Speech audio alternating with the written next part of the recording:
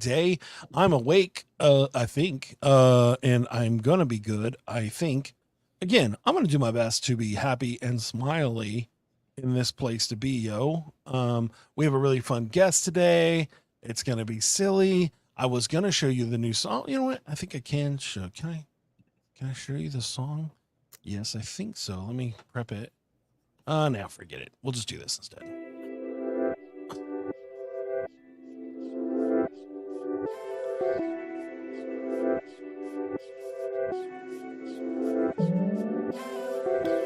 Hello, how you doing? If I never be, it's been a hot day in San Antonio. I never see, and I rearrange everything that's crazy in the night. But now I breathe, cause I do what I'm doing is tight. I stand here and I'm looking for my life in the light. The mic that I never see, they gotta feel that it's hype. They made the question in the day, they sitting for times. Now I'm sitting with Deece and I'm wondering why. What am I gonna make it if I never go? My favorite barbecue place trying to go out of business, bro. And I don't know what I gotta say that I do. If Valentine couldn't make it forever, I keep it true. Yo, I know it's like this when I could never rap time. Now you wanna find rhymes like I wonder why. What am I doing? I pursue it situational. Sometimes I make it like the time with the facial. Oh, or I'm trying to break dance like the Australian lady bee. Only if I can't see. Looking like a crazy man with the sprinkler in my hand, and I can get it like forever. I'm feeling the plan. Oh, now I got to till it. I feel it and then I go real. Did you understand what you say? But then you go chill. Yes, so that's what I do when I flow, cause I'm out of this only if I'm rapping flows. Are you looking for a different kind of podcast? How about informative and clean? It will make you laugh. Scout and Trey, yeah, that's what we do. We got a little funny thing, keeping it true. Hey, we take your topics and all your ideas and bring in a guest and we answer them there. Then we make a freestyle rap and do it for you. Yeah, that's what we do. Yeah, that's what we do. Yep, flows to you, flows to you. This is what we do now. This is what we do. Say it flows to you, flows to you. This is what we do now. This is what we do. Say it flows to you, flows to you. This is what we do now. This is what we do. Say it flows to you, flows to you.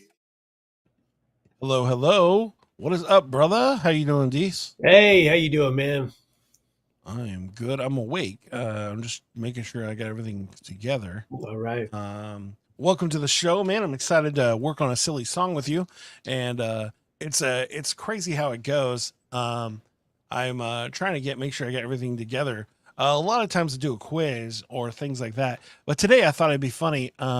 When I was actually trying to figure out what to do with the show, I decided to ask them about you, and I thought the answers it told me about you were hilarious. Yes. And so I thought I would tell you about. Yeah, it says one point number 4 about you says you're a social media savvy. Deece has a presence on Facebook where he shares his updates, connects with fans, and drops some more comedy gems. It's like having a backstage pass to the Laughter Factory. Wow. In summary, oh, and here's another spot. It says, in summary, Deece, is it Casillas? Casillas. Casillas. Deece Casillas is all about spreading joy, one punchline at a time. Whether it's to catch him live on YouTube or via social media, prepare to laugh till your sides ache. All right. I love it. And I thought that was hilarious. I was like, it talked about your garbage tour in 2023. It talked about your YouTube shenanigans, which I thought was great. Okay. On Deece's YouTube channel, you'll find a delightful mix of comedy short clips, from musings on diversity to tales of illegal dad, to serve up humor with a side of wit. This sounds like first generation AI was trying to write a. No, that's exactly what it was doing. This is first generation AI answering who you are. Oh my god! Oh no, that is what it is. Oh my. Perfect. Yeah. No, this is a AI telling me about who you are. So the first part it says, Deece Casillas. I said it wrong again. Let's unravel the comedic mystery behind his name, shall we? Yeah, no, I laughed. One of the questions I had been asking it. Oh, let's see. That I did for myself. We're gonna do this live, so I hope that you have nothing to hide. should No, most of the court cases are sued. I be worried about having should be worried about having Deece on the show.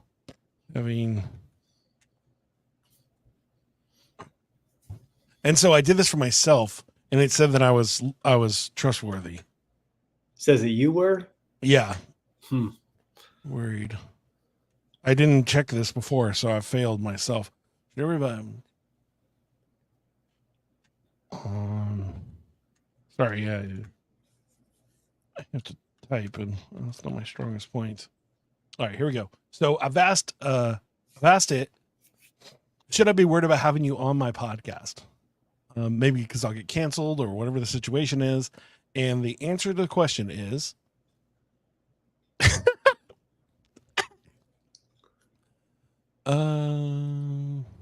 it just says, a delightful dilemma on choosing your podcast guest. Well, I'm not going to lie. I have been banned and asked to leave several podcasts and radio shows in my day. So but I'll do my best to not do that here today. Oh, the final worried? Nah, don't be. Research Deece style. Listen to his podcast episodes. Engage if it aligns with your show's tone. And so there you go. It says you're fine. I guarantee it didn't listen to my podcast. Otherwise, it would have said that you should not have me on your show. Listen to any. I've said this for years. I go, there's all you have to do is take any. I got 500 episodes out there. Pick any one. Good. Oh, yes. Stop at any timestamp on that episode, and I'm probably saying something that would get me canceled. So. Oh, yeah. No. I definitely went to YouTube and checked your shorts, and I was like, at least 5 of the things. I was like, if I was worried, I would be worried at this point.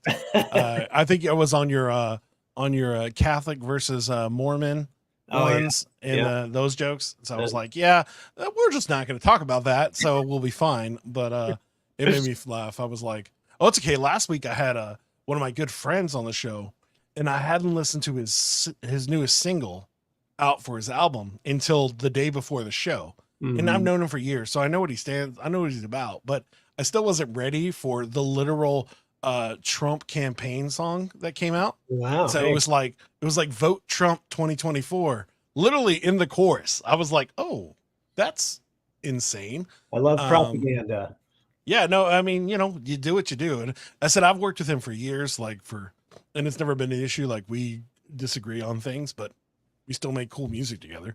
There you go. But I was laughing because I was like, how does that even work? How do you decide to just make this kind of song? And he's like, well, it's what I wanted to do. And I just did it. And it was like, yeah, don't you kind of wish that he would choose it? And he's like, nah, he has definitely cooler songs to choose than mine. I don't know. It would be crazy. Like if a song you wrote ended up on any of them, even if you didn't want it, you know what I'm saying? Like, especially like as comedy people, right?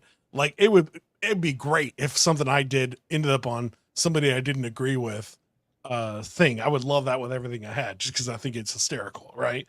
Oh yeah. It's like, I always laugh at those musicians that are like, no, I cannot handle this. Or like my favorite is like is the reaction that Gangster's Paradise, the reactions that Coolio had when Weird Al did his song. Oh yeah. And it's like, Coolio, dude, sorry, dude, nobody knows you as a hardcore gangster. You release this song, nobody's like, oh, you ruined Coolio's image. It's like, you've been a chill dude this entire time. Yeah, yes. Sorry, Coolio. You smoked crack until you died. Like no one is.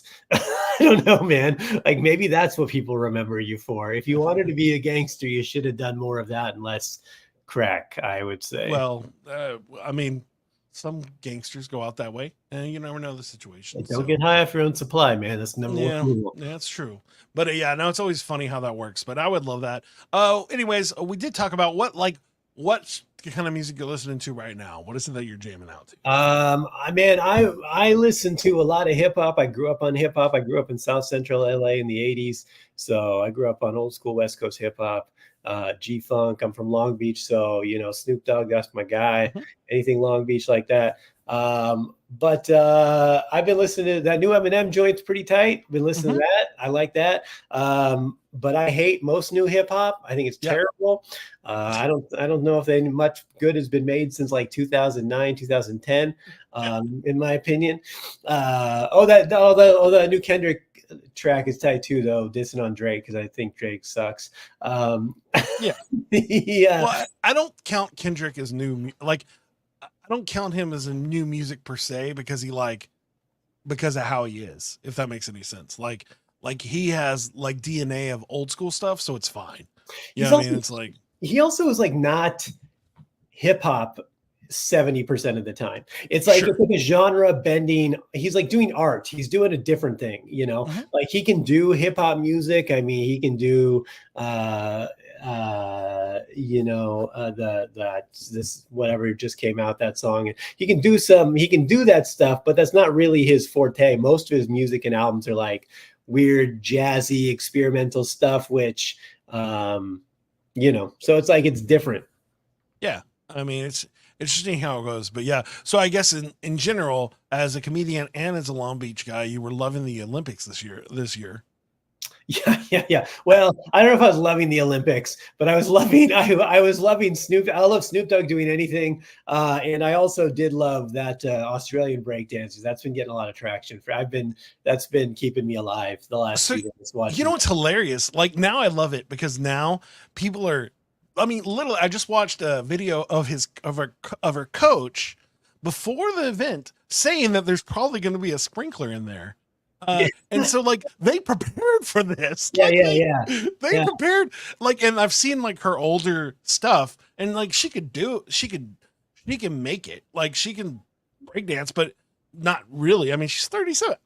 If I even try to get on the floor, there's a chance I'm breking something. yeah. You know, this Well, I just want to know two things. First of all, I want to see the audition tapes for the people that didn't make the team, because if she was the best, what were the people who didn't make the team doing?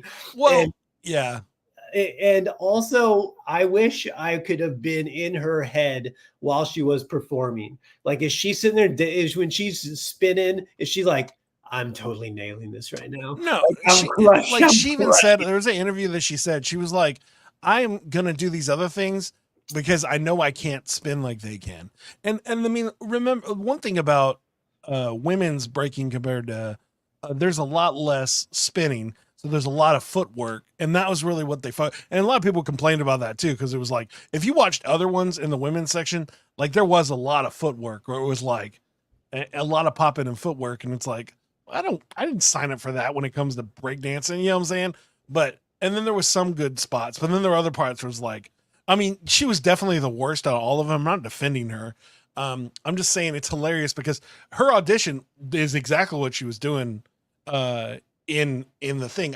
But I do think she decided that she was going to camp out and hope that it worked out for her. Yeah. Is because she could actually do some stuff, but I think she decided there was no chance she was going to outspin anybody, and that's what people are looking for. But yeah, yeah. I mean, again, she's going to be I mean, she'll be fine for the next few years. How much I want to get her on the podcast? I want to send that message out, just like you want to send that message out. Because come on, if there's any chance that I can get her on the show, I was laughing right now, like with the Haktua girl. Like, Yeah, is yeah. there a podcast she isn't on right now? Oh, Like, yeah. I Well, wish I I was mean, on that list. Like, whatever list that is, I want to be that on that girl's list. getting more traction out of a 20-second soundbite. Yeah, and From I laugh about the dude that made the video. He's all mad. Like, she became famous, and it was my bit. And it was like, bro, that's what you get for using other Yeah, people to be funny. Like, sorry, you're useless. You're a useless talent. yeah, you're doing something a million people are doing. Your thing's not unique. She said something cool and got the world on fire. I And then think she's just seems like a really cool person. So it's like they just made it work. You know what I that's mean? that's why she's got staying power, because she seems like genuine and charming in a weird way. Where Yeah. it's just like she's just like that's the only reason. She doesn't seem pretentious, and because that's why I think it's like galvanized people around her. Yeah. Well, you see her on these comedy podcasts, and she's holding her own against these seasoned professionals. Right. And it's like, you just started this junk and you're looking cool. Like she was on Whitney Cummings' podcast, Saw and that. she looked like Whitney Cummings is treating her like she's like a peer, like she's been doing Yeah. this for years, and that's Whitney Cummings. Like people don't realize how much she's been doing her thing. You know what I mean? It's like, but it's just funny to see that work, and it's just funny how compared to like Bobby Altoff, who does a funny bit, but I don't know if she's even carries herself half as good as the Hakua girl, which is funny to me. Yeah, but also, I mean, like I said, the what's her name? I want to know her real. Her name's like Haley something, I think. But she at least, like I said, seems charming, like a genuine person you can have a conversation with, just like a regular Yeah. person. Whereas like Bobby Altoff seems like she would be a terrible guest on a show. Because I mean, Well, that's her bit. I mean, like when she was on the college the BFFs podcast with the dude from Barstool, Yeah. like she was just herself. Like she didn't interview as the thing. She interviewed, and she seemed sweet. But her best bit is the awkward, obtuse situation. You know what I'm saying? Yeah. So it's like I don't know. I think it's like it's good for one clip, and then it gets pretty tired for me, in my opinion. But like, Yeah. I get, like, you know, like I don't know how people could watch episodes of that every week. again, we could talk about it all the time, but truthfully, she's had more streams than me and you in all the years we've been doing this together. Well, One episode. There's some conspiracy theories about her being an industry plant, and Sure. I'm not dismissing those. I think there might be some truth to that. Yeah, it wouldn't shock me. And I love when people are destroying her. But you know, again, I also can't hate on it because as a person doing podcasts, if you do a thing and it just happens, works out, that's awesome for you. I'm appreciative that you tried and that you made it work. Yeah. So that was a long intro, but hey, it's what it is. I had fun. I knew I had to talk the Australian thing with you. I was just like, again, it's hard because it's like people are like, oh, well, and then she's like as a white dude that loves hip hop with everything he has, this is my fear. What she looked like is, my friend was like, how do you respond to, no, this is my fear, is that how she acted at the thing is what people see when I say I'm a rapper. They just imagine I'm about to do that. Yeah, and but then at least you live in San Antonio. You don't live in a former penal colony for Britain. So Sure. That does take it down a notch. So it exemplifies the white by it's like white. But I also know I'm very good at what I do. Like I'm not like I understand. I always love to see their faces. Like they're like, oh yeah, all right, fat white guy.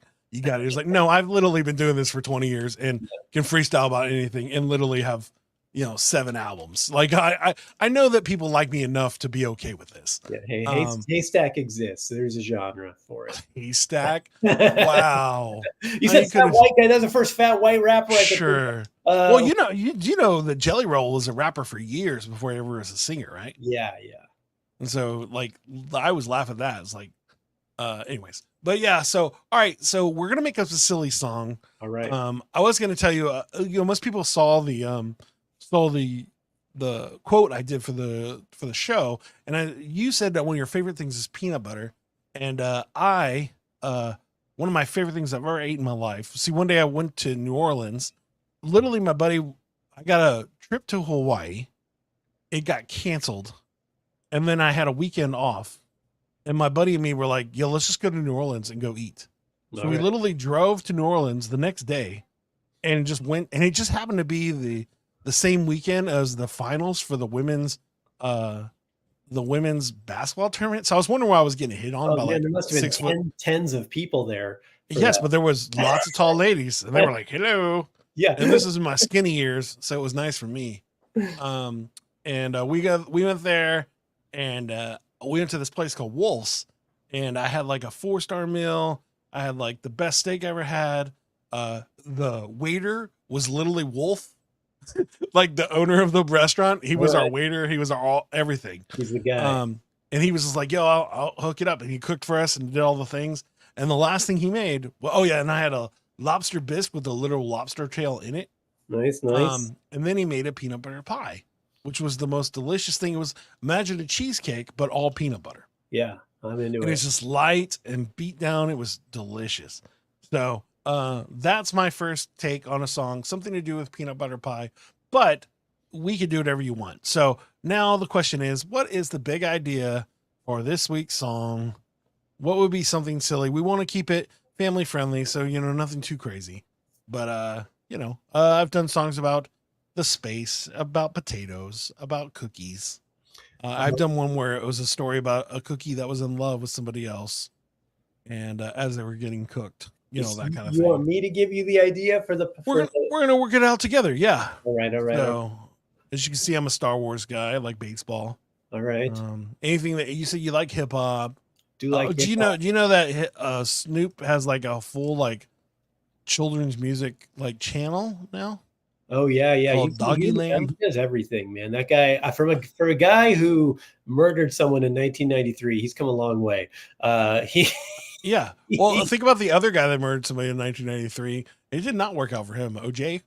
Yeah. Well, like allegedly, he was acquitted. Come on. He still ended up in jail, which is crazy to me. It's like he got away, and then like you somehow got back in jail because you decided to rob a bank. Like what? No, he didn't rob a bank. He stole back some of his paraphernalia. He broke into a hotel room in Vegas and stole back some of his own sports paraphernalia, which is like the worst. To get away with double homicide and then years later you go to prison because you steal back your own sports paraphernalia, that's not real high on the pecking order on the yard. I mean, no, not well, not a good situation. So anyways, yeah. So any ideas for a song? We can just throw some out and we'll just kind of play around with it and see what comes with our way. We could definitely do a rap song about the Australian breakdancer. Yes, that's definitely like what would be her next job, or what would be her what would be her dating profile? I said that lady's not gonna have any problems getting dates in the next few years. Yeah, so funny. Again, seeing all the interviews of her being so serious, knowing that she was going to do that routine was what cracks me up. It's like she's like, yeah, I just really want to bring people back to breaking. I spent my life learning about breakdancing, and like literally, she's a professor in history of breakdancing, and it's like, wow. Also, that makes me really question anyone who has a PhD in anything now. If you can get a doctorate in breakdancing, that sounds like something comical, like some rapper from the 80s would have said. And like, I got a PhD in breakdancing. Yeah, no. And again, you have a PhD in breakdancing in Australia, so it's like, I bet there was not many other people getting that degree. Yeah, you know what I mean. Yeah, it's like it was pretty simple for you to get that degree, and it says the guy that actually teaches kids to rap for a living. So yeah, I don't, I can't really defend myself in this Become situation. the best breakdancer in Australia. I think you just have to like be alive and sign up. I don't know how many other people are signing up for that. Again, I'm from Pflugerville, Texas, and this is a thing, right? Like I was the best rapper at the time when I was in my trailer park. Right. Yeah, limited. It's like, yeah, the Globetrotters are the best team in their league. I always laugh because I became more of a popular rapper in San Antonio than I ever was in Austin. But it's also because out of proximity, you're away from as many musicians in that situation. Very sure. That was a while ago. But anyways, all right. Any ideas? I did just get booked on another podcast to talk about cryptids, like cryptozoology, so like Bigfoot and some conspiracy stuff. Talk about ghosts. I've had a lot of experiences with the supernatural. So all right, so a supernatural Bigfoot song now. So my question is this is this how you don't believe in it, or how you believe in it, or is it about how it happened to you, or is it that you fell in love with Bigfoot or a ghost? I very much believe in ghosts because I lived in a haunted house for like 5 years and some crazy stuff happened. Was it in San Antonio? No, it was in Washington State. That's scarier. Yeah, but it was rainy, and it's like Haunted, that's not a cool combo of things. This was the craziest, crazy stuff happened to me. Bigfoot, I'm less inclined to believe he's still Bigfoot for sure was a creature that existed. We know that. A Gigantopithecus was a real hominid that lived in North America. Okay. But Okay, Australian breakdancing doctor lady over here. but it does. I don't know if they still exist. I would guess probably not. Yeah, that's cool. So like a cryptid, like ghost, kind of song, something to do with that, right? Yeah, sure. All right. Any motivations? Is this like you walk into the haunted house? Is this you going on a date with a ghost? Is it what's our storyline? Do we have anything? Any ideas? Oh, I think the ghost wants to change my life, wants to make sure I'm headed in the right direction. Oh, I love this. I love a ghost that wants to make you different, like a girlfriend. Pretty Yeah. much. Yeah, like the ghost is like determined that you're not good enough and that you need to be better, and so the ghost is trying to put you on a diet. you're like your hamburger's disappearing. Oh, I love this. This is a great bit. Well, All right. the ghost did actually pull everything out of my freezer one time. I mean, here's the truth. That happens to me every day, but it's a 3-year-old. Yeah, I lived alone, so yeah, that's not good. Yeah, that happens. I'll be like, what? Why is this peanut butter behind the sink or whatever the situation is? Then I realize, oh, it's my daughter decided it was a funny place to hide it. But if I lived alone, that'd be creepy. But anyways, so that's cool. So anyways, in the same idea, like coming up with a big idea of a song, like you do comedy, you do writing, you just published a book, you have a new comic book coming out. Like what got you into this stuff? Like I assume you weren't like writing comic bits when you were in elementary school. Like how did you get into comedy? How did that become a thing? actually, you'd be surprised. I was I always loved comedy and I always loved writing. I always wanted to be a writer, and what I wrote was a lot of. I didn't realize really at the time I was writing stand-up comedy, but I was. I mean, I was writing books and long form stuff too, but I was writing comedy bits, and I'd always write down these things that I thought were funny. And years later, I mean, looking back at my, I still have notebooks from when I was a kid, and I realized I'm like, oh, I was trying to write jokes, like I was writing jokes. Because I used to, when I was a kid, like my parents would basically just, drink at night, and I would pretend like I would fall asleep on the floor of the living room. And then my parents would like pass out drunk on the couch.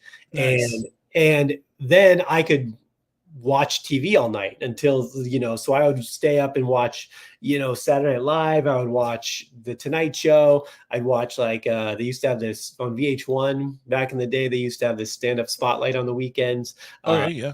And I'd watch that stuff, real little, and I always loved it. So I would like fake sleeping so I could stay up and watch comedy as a kid. I remember like the HBO comedy specials. Yeah, not the comedy specials, but like whatever the comic out night or night at the Apollo, right? Yeah. So, Yeah. anyways. So yeah, I always wrote, always liked comedy. And so I just, and then, you grow up and things happen. You don't, it's like such a real job. Yeah. It's like an unattainable thing. It's like, seems like a fake thing, like not a real thing. And then I just, I got real serious about pursuing writing and started writing a book. And then this was, probably 2006. Okay. And then I started I was hanging out at this bar where I lived in Long Beach. I used to go watch this open mic, and I talked to the guy who ran it afterwards. He's like, "Oh man, you're funny. You ever thought about doing this?" And I'm like, yeah, right. He's like, no. He goes, you got to try this. You're funny. So next week I went up and got bit by the bug and started doing more writing, doing more comedy writing, doing more stand-up, started writing comedy for websites and stuff like that, getting hired for writing gigs. And the rest is history. Now I've toured across the world. They've been in like 6 different countries doing comedy, released a comedy special, Not Your Cup of Tea. It's on my website, YouTube, Amazon Prime, Tubi, Roku Comedy Channel, Apple TV. Everywhere comedy can be found. Yeah, everywhere except Netflix. So now it's like it's it's a reality. You know, you just work hard enough at it, put enough time in, and becomes what you do. That's awesome. Yeah, it's interesting how we start doing something, but it's funny. How long have you been doing it now? Like performing and everything? I mean, since like 2000, uh, since like 2006, When 2000. was your first big show? Like, what was that one? Where was the one you were like, oh, I'm actually good at this? What was Uh, that show?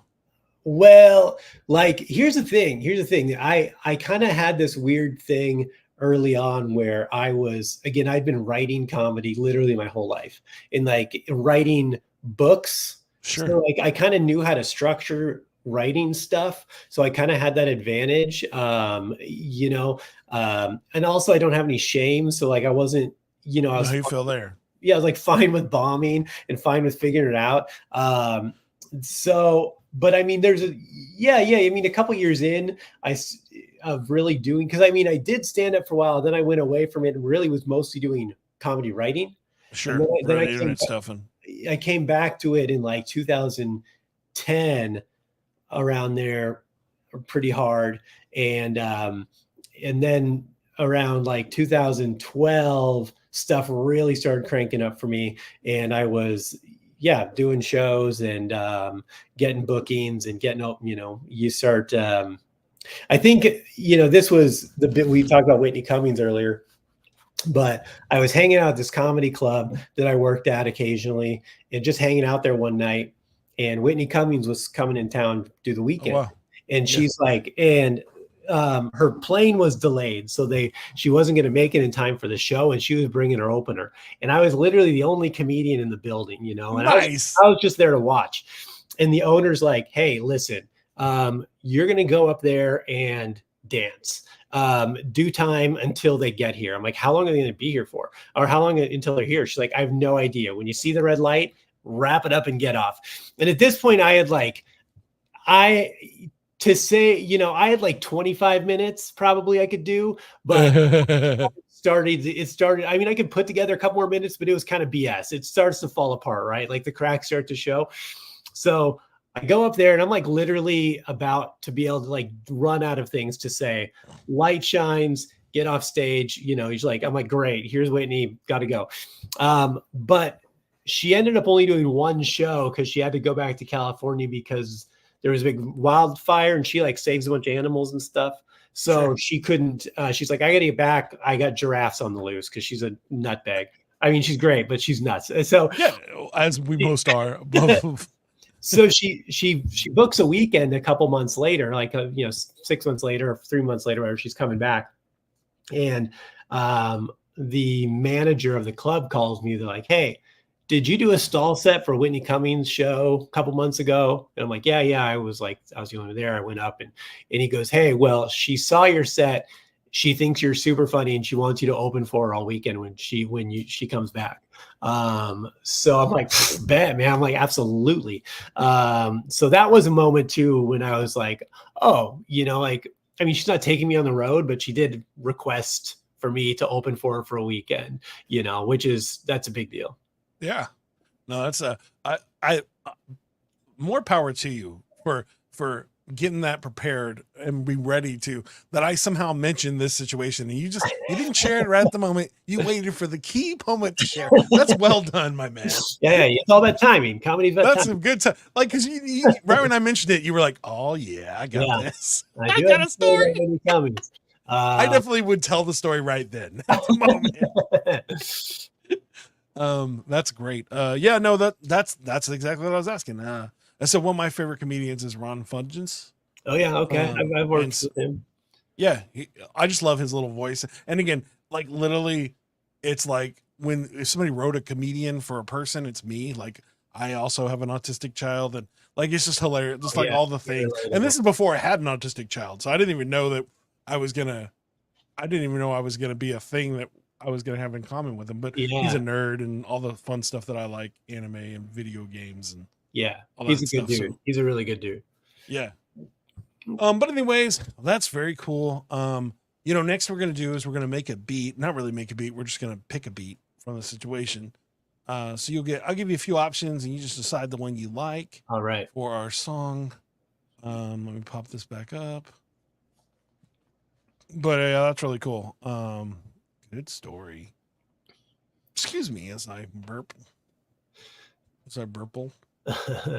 Yeah, so much about comedy is just being around sometimes early and often. Oh, You same like, thing with hip hop. yeah, you just got to hang around clubs.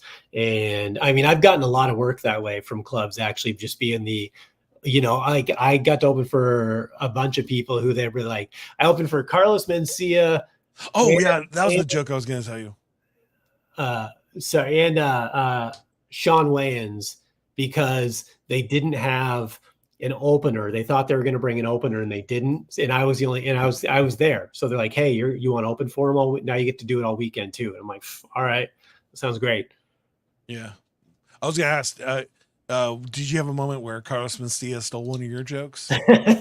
No, it is funny because I am Mexican. I have a lot of jokes about it. So I'm like, oh, he could jack a couple. But I mean, Carlos Mencia gets a lot of crap and duly so in some ways. Cause I mean, he has stolen jokes for sure. Sure. That 100% has happened, but also he's also a really nice guy. Oh really? Yeah. I remember when he was his big point, I think I was dating a girl that was all about that. So I probably saw him live in Austin like at least 3 times. And he was very hilarious at the time. Now, in the long run, like people talking about how much stuff got stolen from him was hurtful. But it's like that's a thing that happens in comedy. And sometimes it doesn't happen. Like it was like, people were just talking about how Robin Williams would do that. But Robin Williams makes more sense because all the jokes he was stealing was when he was going off the cuff anyways. And I get worried about that too when I'm freestyling. It's like, did I steal somebody's bit in my thing? It's like, I don't want to do that, but it's going to happen when you're just going off your brain. Yeah. Yeah. I mean, there's riffing, like there's times you're riffing and doing crowd work and just something comes out and you're like, oh, I heard so-and-so say that. Gotta never say that again. I But need to apologize. And now it's totally different, right? Like, has it changed compared to like 2010? Now it's like if you said it's something on a show, there's a high chance it's gonna somebody's gonna find out about it. Compared to then, nobody would know. Yeah, well, that was actually part of the fear back in the day. I mean, this even farther back than before I ever started. But like you'd go to another, like you're like a California comic and you go to New Hampshire and do a show. Well, if the dude who opens for you likes your set, he'll just start doing that material because like you might probably never be back through, and there's no internet then. There's no way to know now. But also now there's so many comedians and there's only so many premises, and like there is a lot of parallel thinking. And it's part of the reason like I have trouble watching a lot of comedy now for a long time actually is because I can usually get to the punchline before the comedian does, or like my brain just automatically, because it's wired for comedy, so it just starts as soon as the premise is set up, I'm starting to connect the dots and like so it kind of like ruined comedy for me watching it purely. I know you feel. But that's why if I watch a comic and they can actually get me, like, a laugh out of me, I'm like, and not that they're not funny. Like I can watch comedians be like, that's really good, but I may not audibly laugh a lot. But if they like get me where I'm like, oh, they got me. That's you. Okay. I didn't see that one coming. Yeah. Well, as a rapper, it's the same idea. Like, but who always gets me is Little Dicky. Like, it's like, I just would have never thought of, do you know who that is? Boy. What? He's a wild boy, that one. Oh yeah, but his stuff was like I would never even imagine that as a rhyme scheme. It's like, oh, nope, you got me, dude. But I feel how that could be like totally like ruining it for you. But it's what happens when your brain's ready for it. Yeah. All right, here we go. So, do you want me to tell you some names of the songs? Would that help, or do you want to not know the names and just go with? I'm just gonna feel it in my bones. Okay, so here we go. Make sure you can hear it once I press play. Okay. You'll see the little button. This one already sounds really cool for like a haunted song. This one goes to me. Also, that's weird. Okay. All right, we can go with another option. That's called Cool Out and Listen. There were two there, right? No, that was one. That was one. Oh, that really switches up. Yeah. Here we go. I heard this one earlier. I thought this was cool. These are all by my man Joe November. So if you're looking for beats, you should go check out Joe November.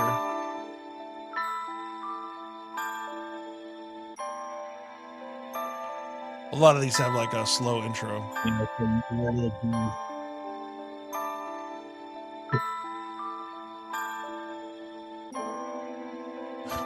gonna cut.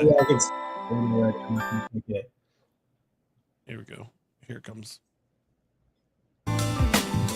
All right, that's a good change up. That's a good. I like that part. That's like it's got a little DJ Quick synthesizer in there. I like. Yeah. All right, here we go. Here's number 3.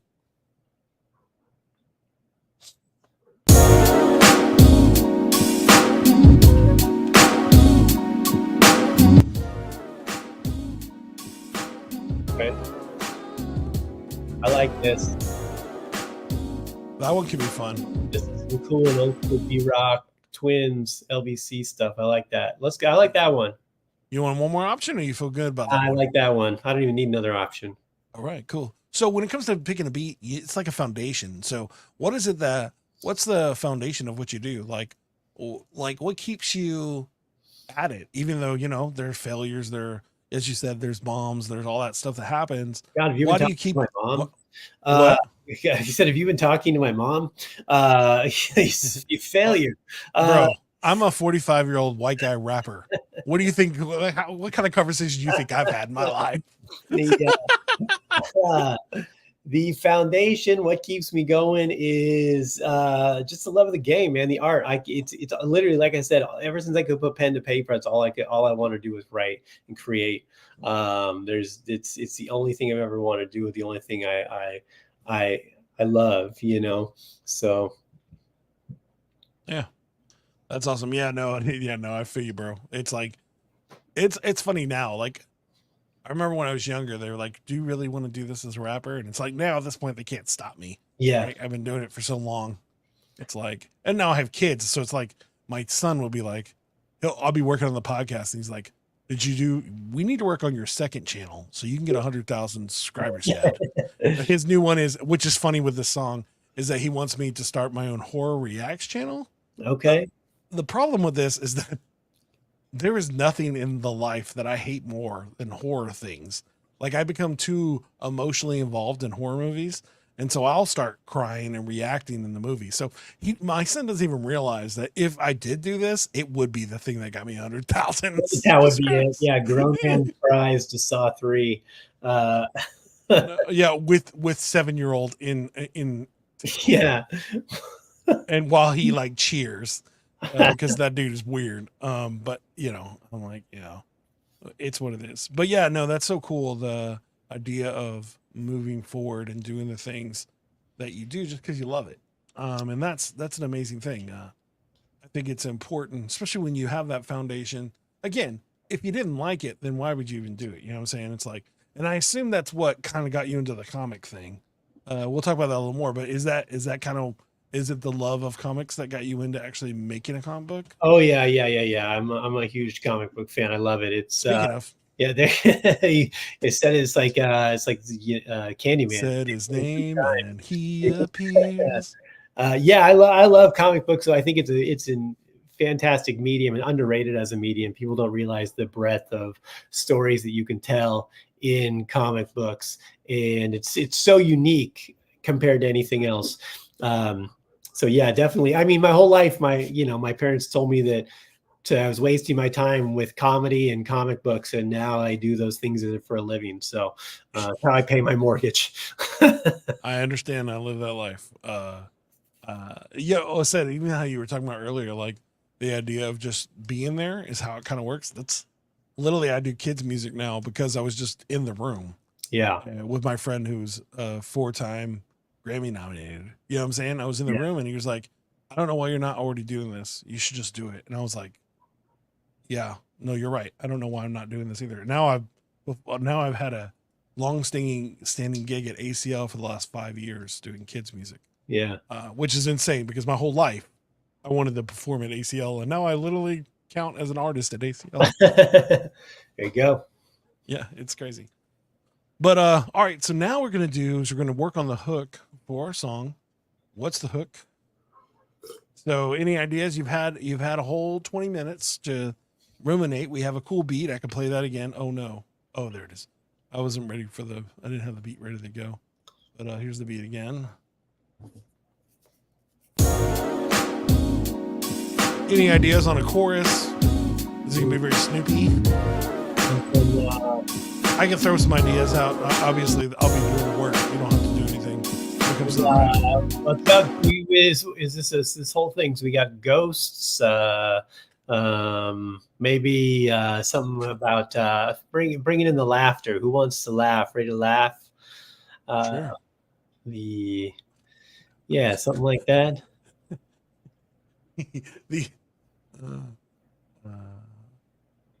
Is it the ghost that laughs when I take my clothes off?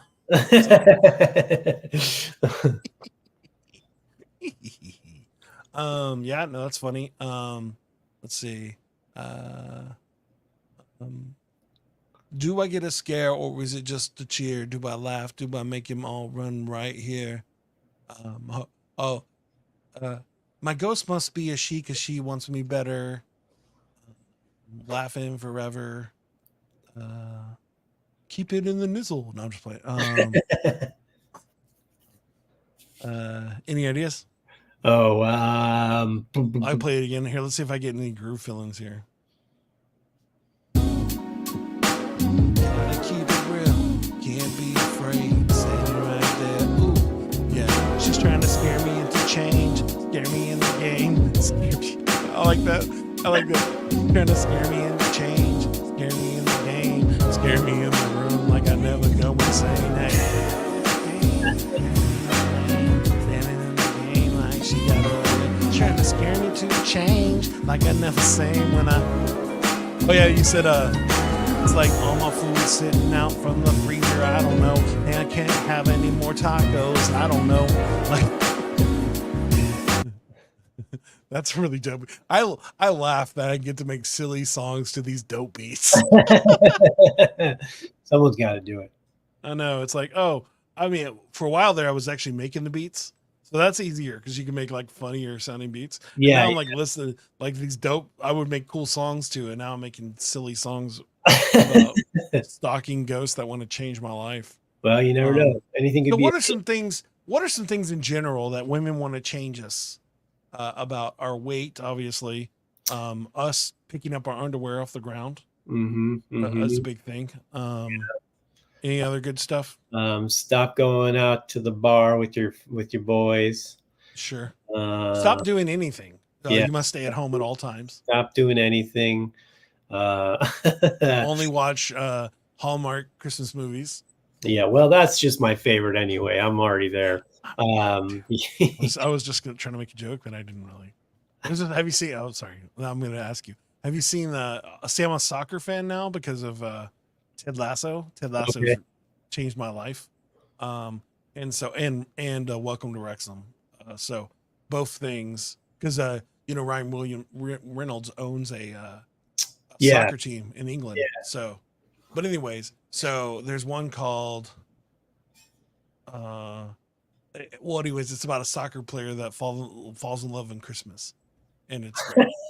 And so it was a new Hallmark one, and I watched it by myself, pretending like that I was going to tell my wife so we could watch it later. But I kept it for myself. This was just for me. Yeah, it was like Christmas time. Like, dude, I'm sorry, those are great. They're terrible, but great at the same time. I don't know how it works. Sometimes terrible movies are great, man. That's just it is. Sometimes terrible movies are terrible. That is true. Yeah, I did a podcast the other day where we had to talk about the 2003 Daredevil movie and figure out if it was terrible good or terrible, and it is terrible for sure. Well, it's terrible in many ways in my life because Jennifer Gardner is one of my favorite people of all time. And if it wasn't for that dumb movie, she wouldn't have married Ben Affleck, and we would have lost her. All these years, she could have been doing cool movies. She did Alias, which was awesome, but freaking Daredevil ruined it. She got pregnant. She couldn't do cool action films anymore. The last season of Alias was terrible because of it. You know, Ben Affleck, I love him, but he ruined Jennifer Garner, and it makes me very mad. Well, don't listen to this podcast then, because I'm not complimentary of Jennifer Garner. Oh, she's terrible in that movie. I'm not defending her. I'm just, again, she was awesome in everything except for that movie. No one was good in that movie. Like, I can't think of one part of that movie that was, I loved it because it was Daredevil at the time. Sure. But now I look back at it and I'm like, oh, why did I even? But yeah, the seesaw fight scene. I mean, come on. Yeah. I'm going to fight a blind guy in front of these children. This will age well. And then I tried to be hype about the Elektra movie, knowing that there was no way it was going to be good. And then it's like, you're watching it and you're like, there's nothing I can do here. I can't defend you. Yeah, Jennifer. I will say, this is a bold statement, maybe controversial. That Elektra movie is better than the Daredevil movie. Do I agree with you? Sure. Here's why. Here's less things are ruined. The only reason it's better is because it has a consistent tone and has a through line. The Daredevil movie is so tonally deaf and all over the board, and then has no actual through line or ramifications or character arcs whatsoever, that it's just a mess of scenes. The Elektra movie at least is like cohesive. That's the best compliment I can give to it. It's almost cohesive. And that makes it better alone. I take one statement back. Nobody was good in that movie. I'm sorry. I was wrong. Kingpin. Oh, Michael Clark Duncan was. There's not much Michael Clark Duncan could do wrong. He was playing a giant dude in a movie where he threw people around. And he's great. I think about, I don't know if there's a movie I watched of him that wasn't good. That movie was terrible again, but he wasn't terrible in it. Now, still, the dude that plays him in the TV show, wow. That dude, he's better than Michael Clark Duncan. Vincent D'Onofrio. So good. Yeah. Though I still want him to be as big as him, because that's how he is in the comic books. The size is. I love the Spider-Verse ones, because it's like, that's how he's written in the comic books, just like this insane wall of a person. Right. Yeah. They made it a little more, had to dial in the realism for the Daredevil show, which it's fine. Yeah, no, it's cool. But that's hilarious that you did a podcast talking about that movie. No idea how we got there. I rewind to check the tape. Rewind. We don't even know. Like, we're doing the last part of the thing, the hook. Did we come up with a hook, or did we just totally distract? I don't think we did. Who cares? Do you have any ideas? If you don't, I'll just come up with something in the last minute. Just go off the top. What do you got, man? Yeah, you can. You can do it. Let's move on. So when it comes to the hook of the song, what is the thing that people want to remember about your comedy career? I assume you really want to talk about the new comic book. So let's talk about that a little bit. What is it that you want people to remember? How can they get a hold of you? How can they find your stuff? Oh, well, comedy-wise, go to Deece.comedy on Instagram, or DeeceComedy.com is my website, on Facebook, everything. Follow me. I did release a special last year, Not Your Cup of Tea. You can get it on my website. We have it for pay whatever you want. Pay $1, pay $10. You can get it. So go to DeeceComedy.com, click on the Not Your Cup of Tea. It's an hour of material that I filmed at one of my favorite clubs in the country, which surprisingly is in Bozeman, Montana. But it's one of my favorite comedy clubs in the country, and one of my favorite comedy clubs I've ever performed at in the world. I understand. So it's amazing. But check out that. That was a lot of fun. It's a great special. People love it. It's a lot of fun stuff. It's called Not Your Cup of Tea because I am not for everyone. So, get ready to clutch your pearls if you've got them with you. And the comic book is the new thing that's coming out. It's called Kill Stan. It's something I've been working on for a while. I finally just hammered it out, wrote the whole thing. It's a 10-issue miniseries. We've got the first issue is at the printer right now. We're starting our Kickstarter, goes live on September 15th and goes through October 15th. So 30 days, gives you a chance. We've got exclusive covers you can only get through the Kickstarter, some signed stuff, some exclusive stuff. That way you can get the special through there. We've got a package where you can get the comedy special with all the comic books too. There's even one you can, I will come do a hour of comedy for you and your friends in your living room. That is an option on there. So so in that situation, would you actually write some bits for them? Because please tell me you do that. Yeah, it would probably be a lot of riffing too, depending on the, with the crowd. You do a lot of crowd work, but yeah, no, I imagine. Yeah, go inferno.earth is the Instagram, that's the Facebook, and that's the website. It's not .com, it's .earth, inferno.earth, and that's on all social media. So please follow those. Follow the Kickstarter page. You can follow the landing page until it goes live on September 15th. And the more people that follow it, the better it gets in the algorithm, the more people we have seen it. So that helps a lot. And then when it goes live, consider supporting the campaign. You won't be disappointed. The people who've read it have loved it. We actually had a deal for it that I backed out of with a publisher because there were a couple things they wanted me to change that my artistic integrity or whatever BS. I said no, and I moved on and decided to do it independently so I could do it. Do you regret that? No, not at all. Okay. Because there were just a couple, and it wasn't anything, there were a couple things they wanted me to do that I didn't want to change. I was really, really adamant about. And they, so just, I mean, honestly, the offer's still on the table. If I went back to them, they would still do it. Maybe even seeing it done now, they would go with it the way I wanted to do it. But I'm happy with how it turned out. I'm confident we'll get eyes on it and get traction.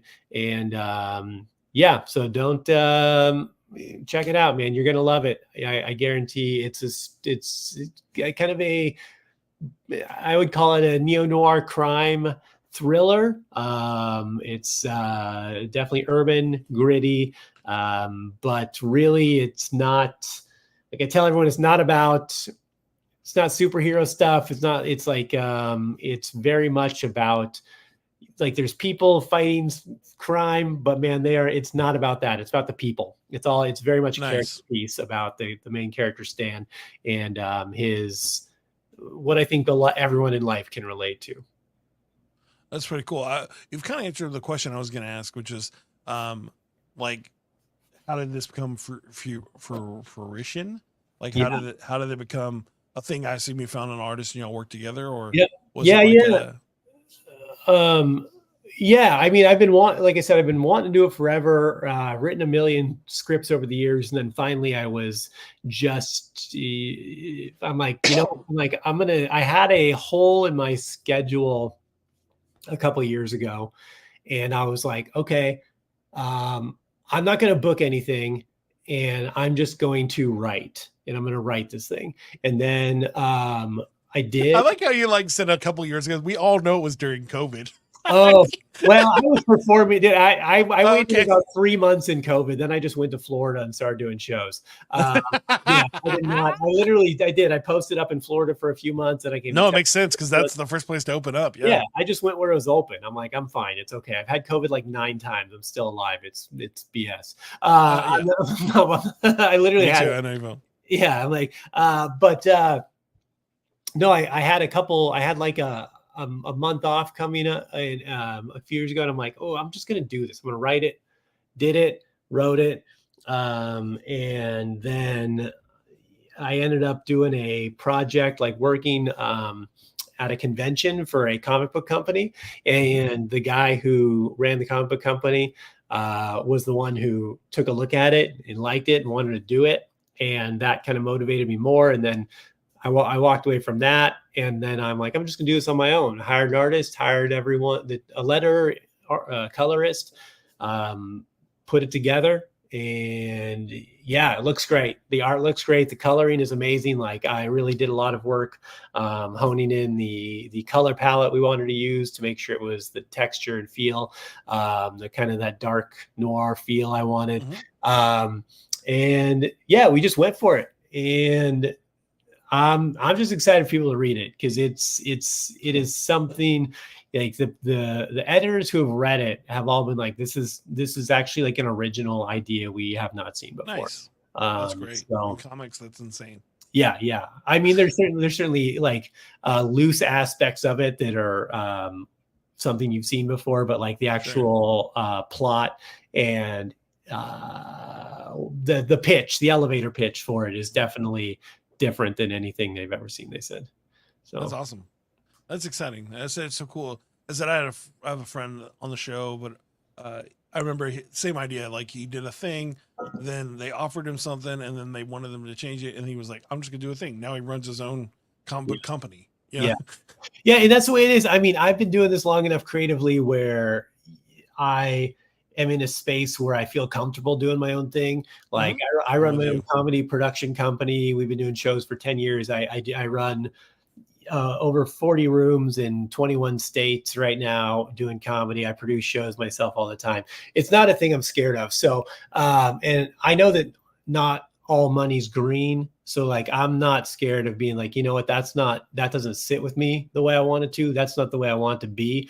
I'd rather take my time and do it my way and make sure it aligns with what I want it to be instead of it come out half-assed or not quite like, I want the final product to be, because it means something to me, and I want it to mean what it means to me, to the people who read it. And if it gets watered down or picked apart by, because I've written for shows and I've worked with executives and editors and writing and stuff. It's always people who aren't intrinsically tied to the art that want to have an opinion. Because like editors, if they're not telling you to do certain things, they don't have a job. So like they have to find something that because they have to justify their job. If they're not finding reasons to adjust things or move things or change this, then they don't have a job anymore. So, and it's like, it's fine. I'll just do it and we'll make it work. Yeah. And again, you're at a time where you're willing to try, and there's nothing wrong with that. I said, I'm at the same point. Like at this point in my life, I'm not going to just sign a contract because I've already proven that I can do it by myself. It's like, there are days where I like wish somebody would just offer me something and I would just sign it just because I could pay the mortgage for the week. Sure. But at the long run, I probably won't do that. But I say that because they're definitely, especially with kids, it's like we need to eat, and I'm so used my whole life. It's like I just hustled enough to survive so I could do another performance or another album. Yeah. And so it's like, it's what it is. Yeah. But well, that's the thing. We've got this one coming, and I'm going to do the 10 issues of this, and then I have another series after that I'm doing, and I got another one after that, and another one after that. So they're going to what landed you on a miniseries? Because I don't want to do these open-ended, sprawling forever stories. Like I want a real quick story. Not even, 10 issues, you can tell a lot of story in that time. I just want a complete story, This isn't like the forever tales of Captain Spandex, fighting villain du jour. Like there's a real story we're trying to tell here. And that's the same with all my books. So, some of them are going to be longer. I've got the next one I'm working on is probably going to be somewhere closer to like 50 issues. I've got one that's probably going to be closer to like 35. But it just depends on the story. This one, it merits about 10 issues. I had it at 12 originally, and in my editing process, I've taken it down to 10. I just think it's going to be faster. And I wanted this one to be relentless, where it just keeps hammering you, never stops hammering. So yeah, one of my favorite comics is a miniseries. I think it's only 6 episodes. 6 episodes, whatever they're called, issues. Yeah. It's called Human Defense Force. It's on DC. Okay. And it's literally about these dudes that the government just decides to put together a military level that just deals with superheroes. Oh yeah. And they all die the first day. Like the entire team dies. Yeah. And that's the first issue. It's like everybody you learn about them and you're like, they're off to war, and then they all die. They're all gone. And then then the captain, the main dude, is the only survivor, and he like then the whole thing is just trying to figure out what happened and all that stuff. Yeah. But it's cool. And so, but I love the idea of a short series. Like I've enjoyed the longer ones, X-Men, all that stuff where it's like Sure. brawling cool. But it's so nice to be able, like, especially as a storyteller, like me, anytime I do an album, I purposely write the story. It's like defending like the new Eminem thing. Like it's a concept album, so you need to listen to it from the front to the back, or it doesn't make any sense. Yeah. And that's how I've always written. Like if I'm writing an album, the whole album's going to tell one story because I just like that. Well, most writing, whether it's books I've written or comic books, I usually think of an opening line that intrigues me, or like an opening scene that picks my interest a lot. And I'm like, oh, that's a really great opening scene. And then I will try to think of what the end scene would be. And then I fill in the blanks. If I can think of a killer opening and a killer ending, I'll find a way to connect the dots, because eventually if you create strong enough characters and with enough personality, they actually, it's almost like they're alive. Like they write themselves, because you're not thinking, what do I want to write? You're literally put yourself in the mind of this person who has a true personality and traits and quirks and the way they feel about things. And you're like, oh, this is what they would do this, so it just becomes like, it just starts to write itself almost, That's cool. It also sounds like it's like you're getting into, because you said all the other ones are a lot more episodes, issue. I keep saying episodes. Oh, it's because all the anime I watch is what's happening. Yeah. I mean, again, they all vary depending on the story that needs to be told. And sometimes there's more to it. Sometimes there's ways to, give it some breadth and have longer arcs for characters and ups and downs. And sometimes it's like, oh no, this is the story. There's no reason to drag this out and have more. And the rest, like, this is the story we need to tell. Like, that's it. It can be told in this many issues. I don't want to ruin that you spent all this time on this, but it's not black and white and red, is it? Your black, color scheme? Oh, no. There's I was like, you're not doing the whole no, it's Sin City situation. It's not like that happens all the time with Nori kind of things. No, it definitely has it's just very textured, and we do utilize color a lot in specific ways. But no, not just black, white, and red. It's a full color comic book, but there's definitely, I was very specific on the way I wanted to use color to convey certain panels. Awesome. Like you'll have certain panels that are just completely blue filtered or red filtered or purple filtered or heavy text, heavy greens and stuff like that. There's just, color is very important. I keep looking this way because it's on I have the whole thing on this wall right now. I understand. But the color was just very important as to the way it looks, the depth and richness of it. So that's cool. I said it's interesting, the decisions you make when it comes to that. And I guess the first thing, and I want to ask this, the last thing is, does your comedy show through in it, or is it a totally different kind of story writing process? Like, is it like, you know what I'm saying? Like, because somebody be like, oh, comedian wrote a thing, doesn't mean that. It's like Jordan Peele, right? It's like Jordan Peele does these sick thriller movies. There's comedy in them, but it's not what you know from him. So you're like, oh, okay, this isn't what I wanted. But if you appreciate creativity, then you're like, oh, wow, this is sick. Yeah. Yeah, I would say it's definitely, they're definitely not comedies. I mean, there's probably some moments where there's humor, I would say, because I also, I'm very sarcastic and cynical, and a lot of that kind of shines through in the characters, but it's exemplified through the prism of that particular character and their traits. Like I said, there's not like set up joke punchline, but there is some punchiness to it. I also really love to write dialogue.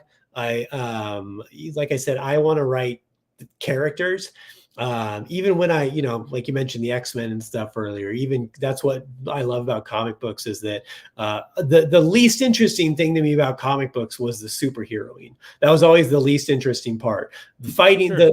the fighting is boring. It's the characters and their interactions that's so intriguing, especially set in such a fantastical world, how they have to be still human in a way. So writing the dialogue and writing the characters, making them unique, the character interactions, and showing that people under stress, the way that comes out as dark humor, as gallows humor, things like that. That still does show through in everything I write. There's some version of it for sure. Now, I thought that was my last question, but I have another one after you said that. Could you imagine, especially after you wrote this and wrote a few other ones, could you imagine trying to write the Marvel way, like how Stan Lee started, where it was like Oh, they literally had a bunch of panels and then he had to fill sure. in the stories?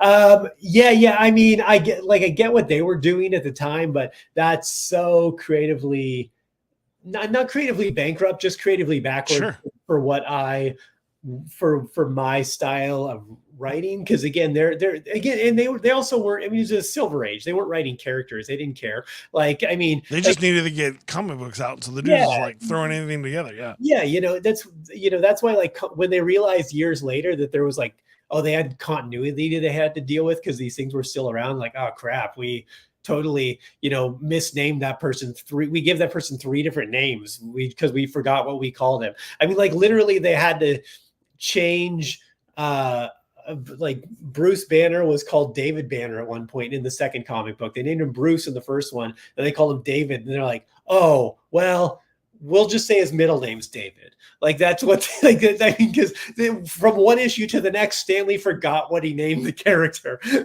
yeah. Well, he was writing so much. It was like when you watch that documentary on this, it's like I don't even understand how one person could do all that. Like, but it's what it is. I said I have a friend who does his own comic book, but he also writes books and is a teacher and does all these things. And I'm just like, how do you even spend all your time doing this? Like, I barely can do the one thing. Yeah. But It's no, I couldn't imagine. It wouldn't be fulfilling for me. That's very artist driven, which is great, for the artist. But I mean, just writing in boxes. I mean, I guess it depends on how you look at it. There could be a challenge in trying to I uh, enjoyed doing that. Yeah. yeah, like putting yourself in it. I don't think I'd love it, but it could be an interesting challenge to take on. Is to like, all right, how do I make this interesting and engaging with the layouts that I've been given? There's always a part of me that wants to re-edit movies to make them good. Like to take a bad movie and see if I can change this. Like a good example is like to take a really bad uh Chinese movie or a Japanese movie, and Mhm. then since I can do the overdubs, make it into an amazing storyline. Yeah. I love the idea of that. Like what you call it is a terrible example of this is Power Rangers, right? Is Mhm. where they literally took fight scenes and then just made their own story, Yeah. and everybody loved it. But I love the idea of turning like a really bad movie into an amazing movie just because you made the story work. Yeah. And so Well, I love that idea, but I've never done it. I always tell myself I'm going to do it, but I never do. there's like these, because of copyright laws, from whatever 90 years things last. There's like these um not license free, but essentially like there's these comic book panels out there from like 100 years ago, or like from the 40s and 50s that are open source. Essentially, they're like they're no Sure. there's no one owns the rights to them anymore. So we used to take these and write it, digitally take out the dialogue and write our own dialogue in, but make like joke stories and do like a couple pages and Sure. stuff. So, I mean, I've done stuff like that, I guess, but that was also for a different intent. The intent was as a joke instead of trying to make something serious. But you could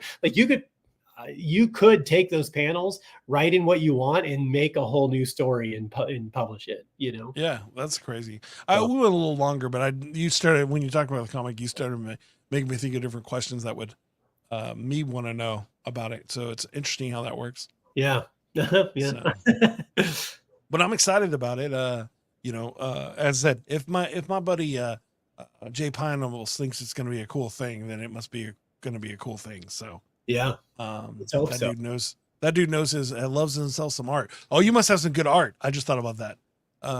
If he thinks it's a good idea. I do shout out to my artist Felipe Sobreira. He's probably not listening to this. He lives in Brazil, but he's a fantastic artist, and I can't wait to work with him some more. So that's amazing. Yeah, that's really cool. Could you imagine yourself at a Comic-Con signing stuff out for this? Well, Did you see it? I'll be at a convention in Dallas in October, so we'll find out. Yeah. Well, you've done those things for like work, right? You never had to like be that dude because you said you did a thing for somebody else. Yeah, I've worked for comic book companies, like worked their booths just as some just because I know some comic book creators and some people that own some companies. So I've worked for their booths. They need hands. And I'm like, I've been in LA. I'm like, oh, I'm in LA this weekend performing.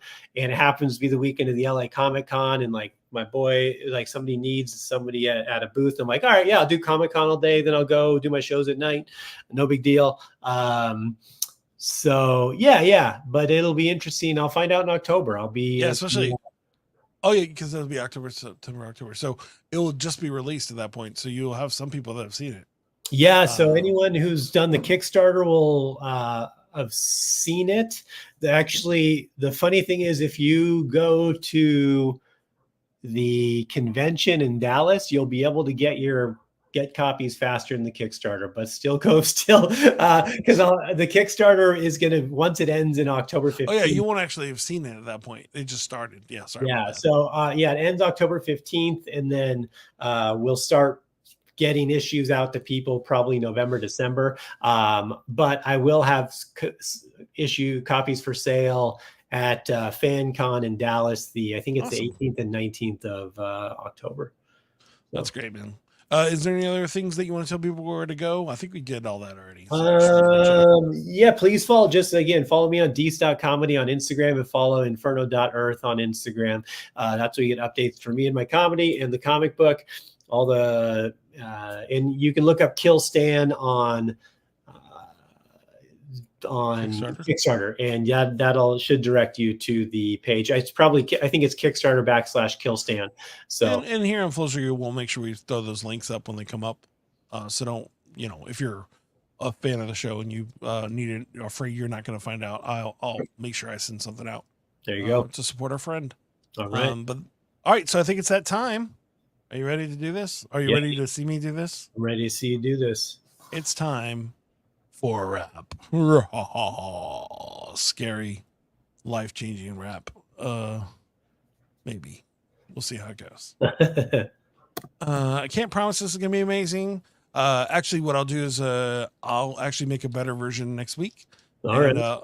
I'll send it to you when I finish it. But I always try to do like a more thought-through freestyle, just if I like the idea of it. So I already like the idea of this, so you'll probably get a thought through one. We'll see. We'll see how it goes. But anyways, any last things, any last inspiration, or any last things that you'd like to be in this story? My dog Roswell. All right. And sure. What kind of dog is Roswell? Oh, he's a mutt. We actually found him on the side of the road, abandoned at 4 weeks old in New Mexico when we were moving here. He's probably got some pit bull in him and maybe Frenchie, actually, is what we think. So sorry, you made me remind myself of something hysterical. Have you ever heard of the TV show Night Shift? Yes. Do you know what it is? Yes, I do remember that. Yeah. It is a San Antonio medical drama shot in New Mexico. Okay. And so it's very hilarious. They'll have they'll have them down on the Riverwalk, or they'll have them driving to Austin, but then it's in New Mexico. So you see like tumbleweeds. There's no tumbleweeds. Or one of the episodes, they had somebody fall from the Tower of Americas, and it's just like it's just an electric stand. Like it's not even it doesn't even look like the Tower of Americas. It's like every time they try to make it feel like it was Austin or San Antonio, it was like, yeah, not quite. Come on, guys. Like, I live here. Please just pretend like it is San Antonio. It's like, sorry. So you say New Mexico to San Antonio made me laugh. All right. There you go. All right. You ready to do this? Yeah. All right. Let me move this backwards.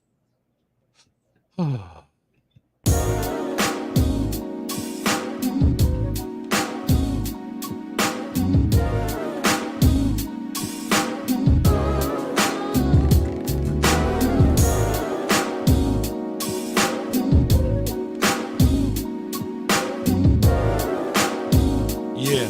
Okay.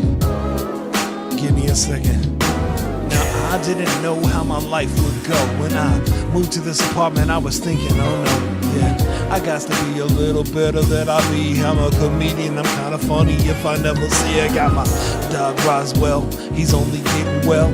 He got it forever, he wasn't up but hate self. He got it back because he licked me in the face. When I wake up in the morning, I be feeling like this place get it.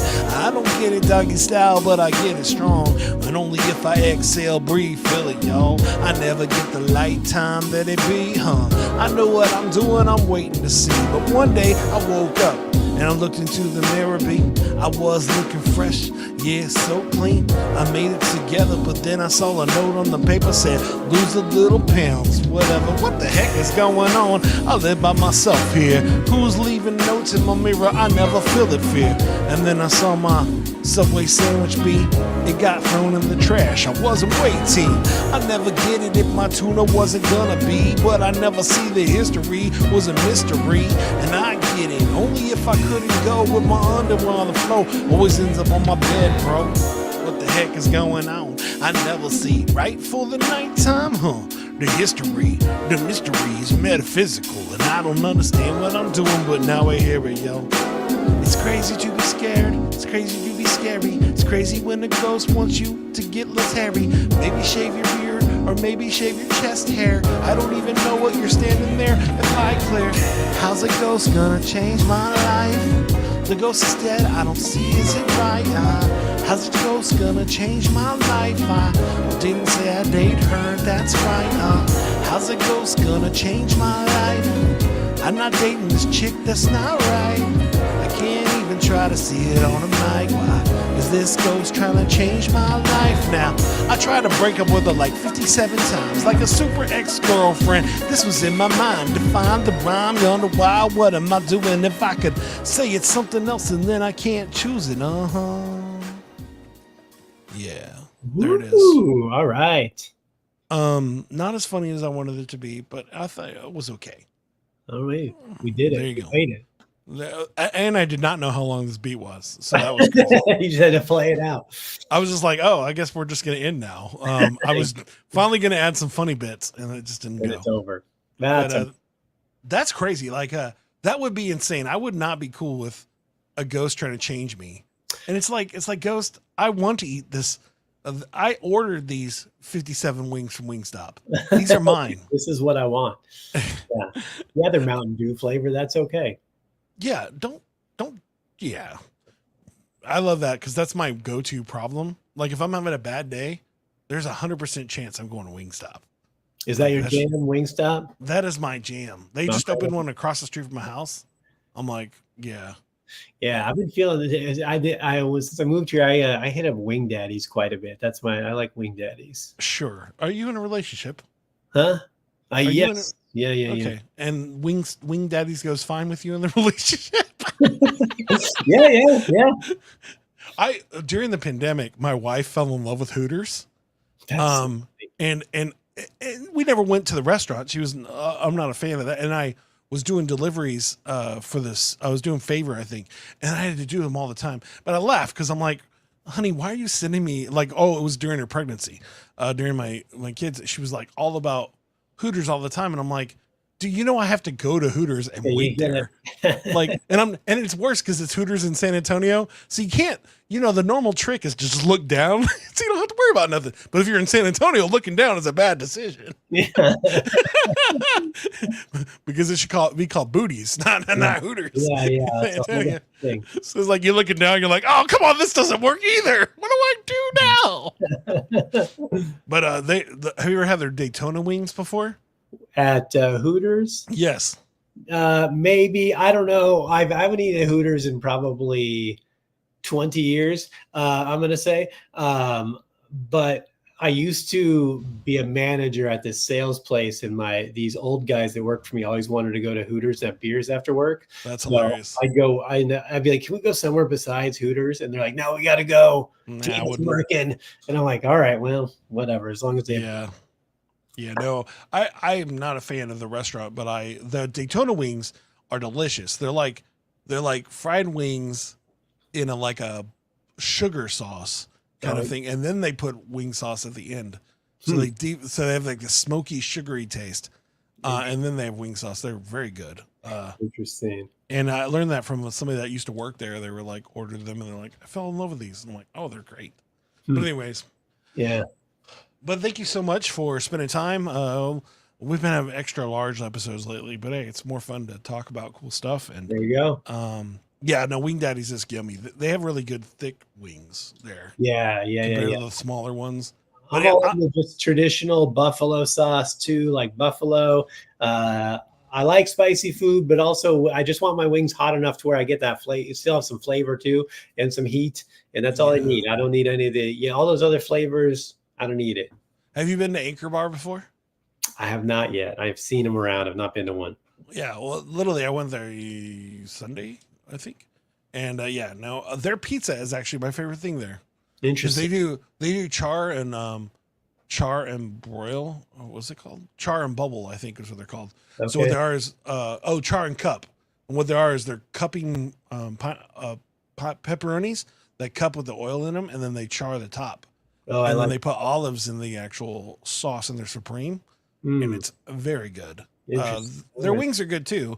They were the people that invented wings, so you got to show some love. Yeah. But they did not perfect wings. Like their wing sauce is okay, but it's Yeah. not like it's like you invented this. That's fine. I'll give you props, but you ain't killing it with the flavors. Yeah, So so you just got to get people make their wings too sloppy. You got to get them also like crispy mhm, but wet. You know what I'm saying? agreed. It's not.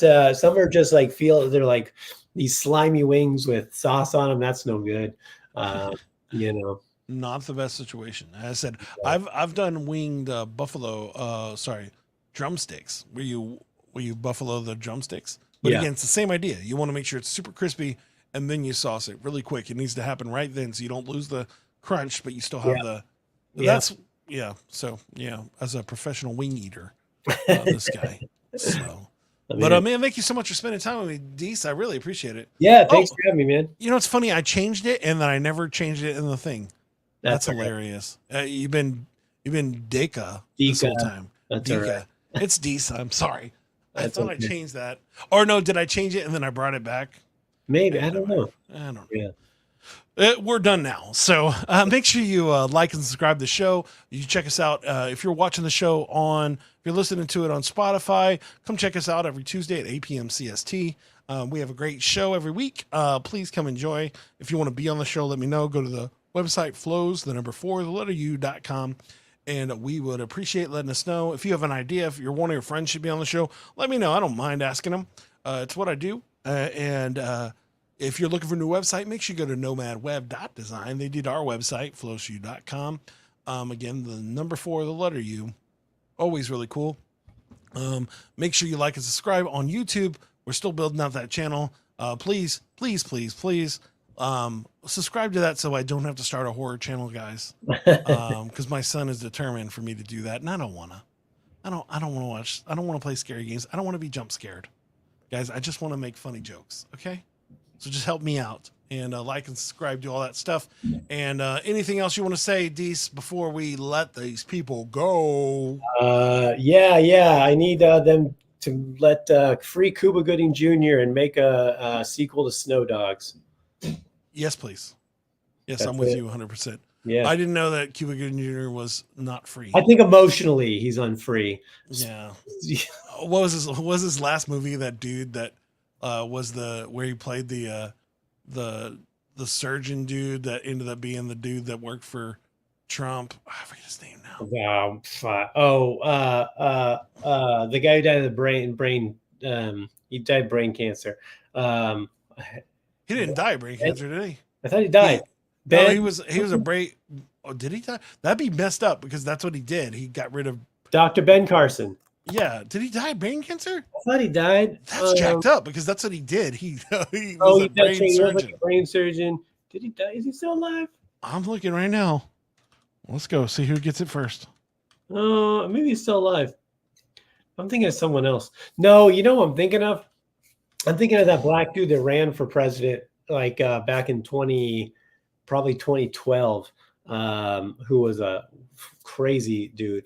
This guy was a conservative that was kind of out there. What was that guy's name? I don't know. He's not dead. He's still alive. Yeah, Ben Carson's still alive. This other dude I'm thinking is dead. Oh, are you talking about the the preacher guy? No, he was I'm gonna put it. You can search. You can do the search. I'm not adding that to my search engine. Herman Black Cain. guy that ran for president. I'm not doing it. Herman Cain. I don't even know who this is. Yeah, he ran for president in 2016, and he did die. And he died in 2020, and I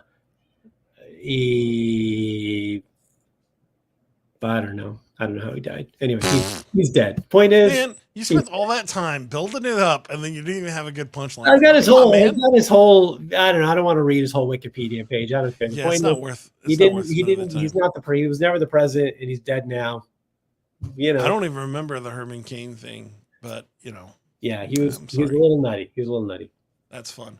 Well, speaking of nutty, make sure get yourself a peanut butter pie one of these days. I will. Or if I have one, have you ever been to the? You probably have never been, but on February's here in San Antonio at the Sunken Gardens, they have a festival called Tailgaters. I don't know what it's called.